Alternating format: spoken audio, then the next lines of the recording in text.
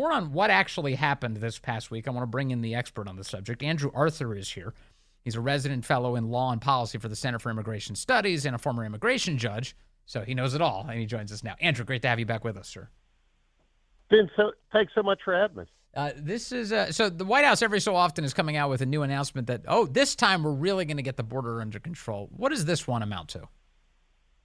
I quite frankly, I wholeheartedly concur with the New York Post. Now, if you look at it at face value, it is a promise by the President of the United States to cut off entries across the southwest border whenever illegal entries exceed 2,500 per day over a 7-day period. If you actually read all the way through the proclamation and the fact sheet and the rule that was submitted with this, what it really comes down to is we're going to make it slightly harder for people to receive asylum in 10 years when their hearings eventually roll around, but we're going to continue to release people into the United States. And to prove that point, Bill Malugin over at Fox News tweeted out a leaked memo from the San Diego sector of the Border Patrol, and it indicated that the vast majority of migrants who come to the United States illegally are going to continue to be released into the United States. They're not going to be detained as the law says they're supposed to be. We're not even going to ask for a bond for them. We're simply going to release them on their own recognizance. So this truly is a political act. It's smoke and mirrors. It's going to get people, a little excited, but it's not going to make one whit of difference. So if we see illegal crossings rise to above 2,500 a day for an entire week, it doesn't mean that the Biden administration is going to shut down the border. They just claim that they're going to gum up the asylum process a little bit more. Yeah, they're going to make it slightly harder for individuals, for those migrants that come here illegally, to eventually be granted asylum. But they're not actually going to not release them into the United States. They're not going to actually impose any restrictions. And they're probably not going to deport that many people. Now, there are exceptions under the memo that Malugin tweeted out. Mexicans are going to be voluntarily returned. And to explain that, Vince, if you get voluntarily returned, you haven't been ordered removed. And, we played this game with Mexican illegal border crossers for decades. We send them back, they come back in. What does what does voluntarily return mean? That's like, hey, you crossed illegally. Would you like to go back? Your choice. Yeah, that's exactly what it is. In fact, when I was a trial attorney with the INS, I think the most voluntary returns I ever saw on any individual was 48. Some guy who was apprehended 48 times coming illegally to the United States, and we dutifully sent him back across the border to Mexico. So, yeah, I mean, and that more or less is the game. And for those Mexican nationals, they take voluntary return, they get sent back, and then the next time they're just extra careful about not getting caught entering the United States illegally. It doesn't mean that they're not going to come or that anything's really going to happen to them. They're not going to be prosecuted if they re-enter after being voluntarily returned. So, yeah, I mean, that's how that's going to work. Now, Mexico's also agreed to take up to 30,000 Cubans, Haitians, Nicaraguans, and Venezuelans every month. So, those folks are either going to be interviewed to see whether they have a asylum claim, or they're going to be allowed to withdraw their applications for admission. And that's pretty much just like voluntary return. When you withdraw your application for admission, you go back across the border and you get in line either to re-enter illegally or to get one of those CBP-1 interview slots, which is like open table for illegal entries.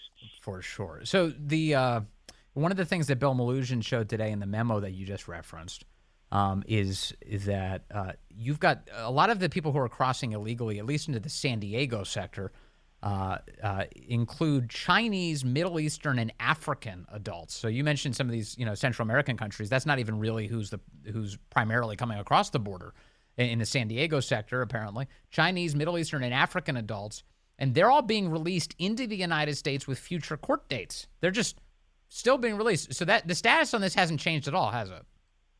No, it literally hasn't. In fact, I did an analysis a couple of weeks ago in which I noted the fact that in 2024, nearly half of all the people encountered by CBP at the southwest border don't even come from North America. They don't come from Central America. They don't come from Mexico. They come from either South America or beyond, including significant numbers of Chinese nationals and significant numbers of Russians. And the reason that San Diego gets so many of those folks is because Tijuana International Airport is literally right across the line from San Diego sector. And so, people from that country fly into Tijuana, they grab their bags, and they dutifully head to the U.S. border where this kabuki theater takes place, where Border Patrol agents go and round them up, type a bunch of stuff into a computer, and then release them in the United States for their court appearance, Yes. which, will eventually end probably around 2040. So when it was just Mexican nationals crossing in that region of the border, it used to be, as I understand it, that Border Patrol agents could just take a Mexican national, bring them up to a literal door in the border, open it, shove them through, and then close it. They send them back to Mexico. But when you've got people coming from places like China and the Middle East and Africa, DHS is apparently telling reporters in a background call that they can't even send them anywhere because these countries are refusing to take their own citizens back? Yeah, no, and we refer to those as recalcitrant countries. And you probably remember that the Trump administration attempted to crack down on recalcitrant countries. And this is a pretty easy game to play.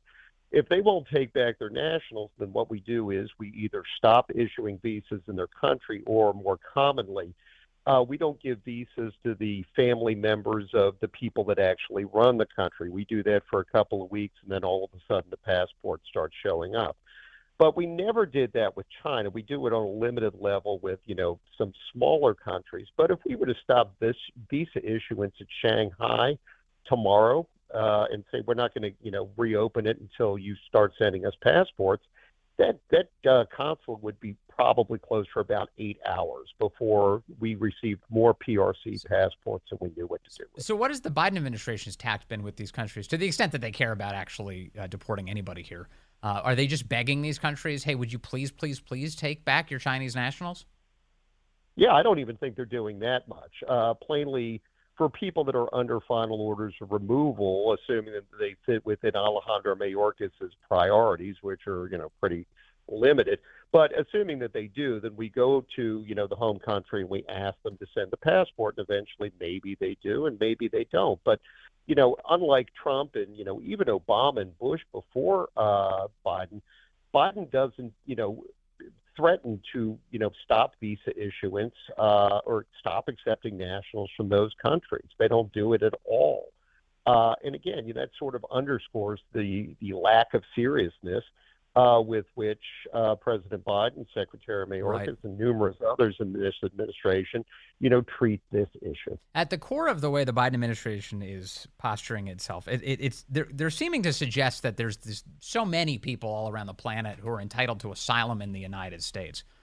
In your view, how many people are actually eligible? Like, it used to be, I thought that it was a pretty narrow category, and I thought that you had to really kind of be contiguous to the United States. You had to share a border with us to make us the first place you claimed asylum.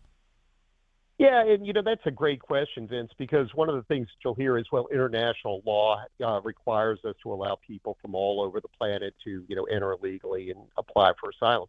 International law only requires us to accept back people who are going to be tortured in their home countries. And that's actually a very narrow definition. It's not everything that you would think of as torture, or alternatively, who are coming directly from the country of persecution. So in the case of the United States, that would be Canadians and Mexicans, maybe a handful of Bahamians too.